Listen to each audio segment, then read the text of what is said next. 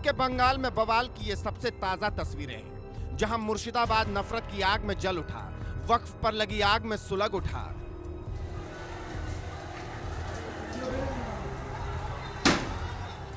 दंगाइयों ने पुलिस की गाड़ियां फूंक दी, पत्थरबाजी, हिंसा और आगजनी की। वक्फ के विरोध के नाम पर सड़कों पर उत्पात मचाते रहे, हंगामा करते रहे, पुलिस पर पथराव करते रहे, बंगाल को जलाते रहे। मुर्शिदाबाद के जंगीपुर में हिंसा की आग तब भड़की जब वक्फ कानून के विरोध में मंगलवार दोपहर में बड़ी संख्या में लोग इकट्ठा हुए। प्रदर्शनकारियों ने सड़क जाम करने की कोशिश की। इस पर पुलिस से नोकझोंक शुरू हो गई। देखते ही देखते प्रदर्शनकारी उग्र हो गए, पुलिस पर पत्थरबाजी शुरू कर दी, पुलिस की गाड़ियों में आग लगा दी। इसके बाद पुलिस ने बवालियों पर बल प्रयोग किया, आंसू गैस के गोले दागे, लाठियां भांजी।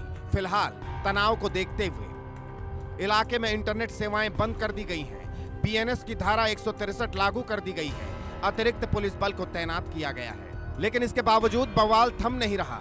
दंगाइयों ने एक बार फिर मुर्शिदाबाद में उत्पात मचाया, पुलिस पर पथराव किया, गलियों से निकलकर पुलिस पर पत्थर बरसाए, जिसके बाद पुलिस को लाठीचार्ज कर उपद्रवियों को खदेड़ना पड़ा।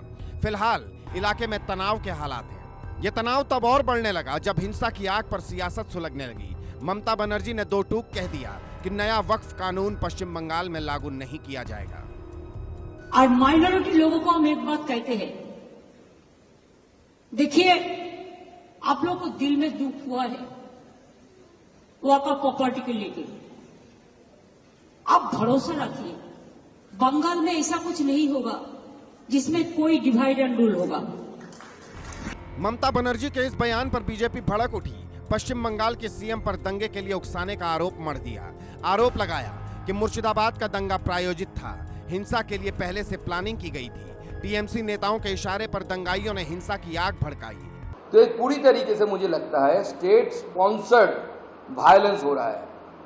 इवन जब 2021 का इलेक्शन आ रहा था, जिस समय CAB पास होके CAA बना था, एक्ट बना था, उस समय भी हमने पश्चिम बंगाल में ममता बनर्जी द्वारा स्पॉन्सर्ड ऐसी घटनाएं हमने देखी थी, जहां पे ट्रेन जलाई गई थी, पटरियों के ऊपर गुंडे आके बैठे हुए थे, ऐसे जिहादी लोग बैठे हुए थे। तो ये हर बार मुर्शिदाबाद डिस्ट्रिक्ट में होता है और ममता बनर्जी और तृणमूल के लीडर जो है वो इस चीज कराते हैं। ये पहली दफा नहीं है जब बंगाल जल रहा हो, बल्कि बंगाल में हिंसा का लंबा इतिहास रहा है। हाल ही में रामनवमी पर भी हिंसा भड़की थी, जब उपद्रवियों ने रामनवमी के जुलूस पर पत्थरबाजी की थी, गाड़ियों में तोड़फोड़ की थी। और अब वक्फ के विरोध के बहाने बंगाल में बवाल हुआ। सवाल है कि आखिर बंगाल में त्योहार हो तो बवाल, नया कानून बने तो बवाल। आखिर क्यों? आखिर कौन हिंसा के लिए उकसाता है? कौन दंगा भड़काता है? कौन पश्चिम बंगाल में अमन चैन नहीं चाहता है? Bureau report, India news.